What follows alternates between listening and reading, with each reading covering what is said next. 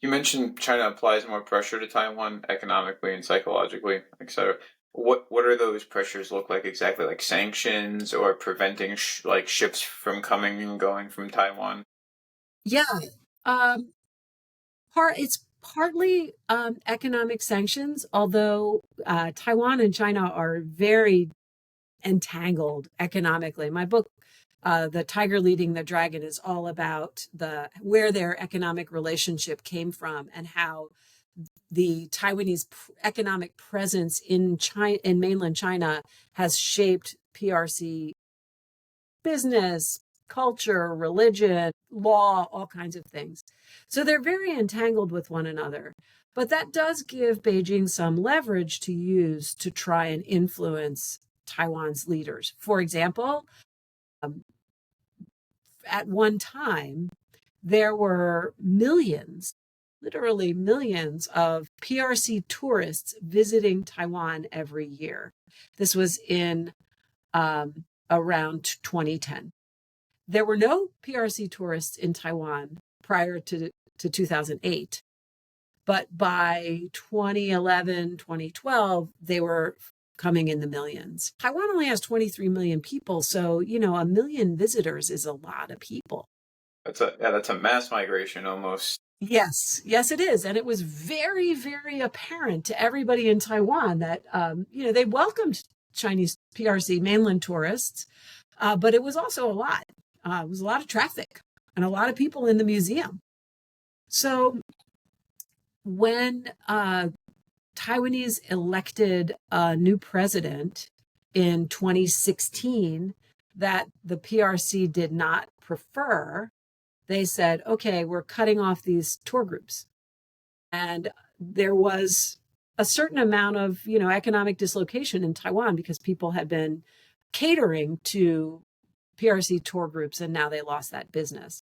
Other people said, "Oh, I like it better now. There's no traffic, and I can go to the museum." But that's a kind of pressure. The pressure that we see more now, especially since the summer of 2022, when Speaker of the House Nancy Pelosi visited Taiwan in a very public and kind of um, poking at Beijing kind of a way, is actual military pressure. So PRC, or People's Liberation Army Air Force, flights around Taiwan, flights across the midline of the Taiwan Strait, which has always been a kind of tacit border between the two sides that, the militaries would not cross because they didn't want to get into an accidental confrontation there.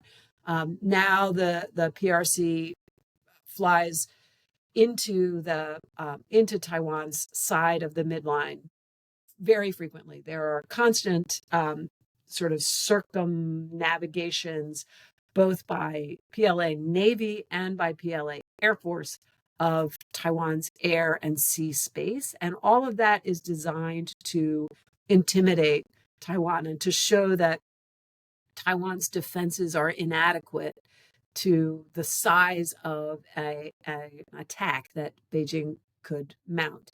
And then the psychological side is things like convicting Taiwanese people of various political crimes in the mainland and then offering bounties for bringing them in.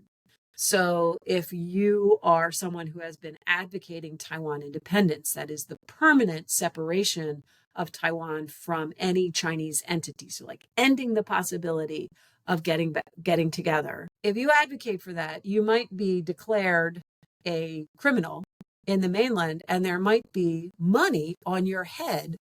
If somebody can bring you in and deliver you to a court in mainland China, they can get money for that. I don't think a lot of people really worry about it. Like, I don't think the people on the list lie awake at night because they're not going to mainland China anyway. But it is a psychological strategy to get people to feel like it's safer not to endorse that position.